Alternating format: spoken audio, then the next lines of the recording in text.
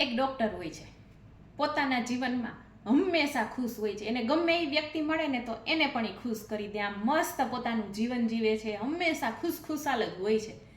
ક્યારેય પોતાના ચહેરા ઉપર ગમની રેખા નથી દેખાતી. હવે એક દિવસ એને એનો મિત્ર મળે છે અને એને પોતાની ખુશીનું કારણ પૂછે છે કે તમે આટલા બધા તમારા જીવનમાં ખુશ કેમ હોય. કે ત્યારે ડૉક્ટર એમ કહે છે કે આ મારી ખુશીનું કારણ છે ને આ મારી દવામાંથી છે, પરંતુ એ દવા પીને હું ખુશ નથી રહ્યો, પરંતુ દવાનું મેં જે અંદરનું મર્મ છે ને એ મેં સમજી લીધું છે. કારણ તો કે આપણને કોઈ ચોકલેટ આપે તો આપણે એને ચગળીએ છીએ, બરાબર ને. હવે આપણને કોઈ કડવી દવા આપે તો આપણે એને તરત ગળી જઈએ છીએ. તો આપણા જીવનની અંદર પણ એવું જ છે.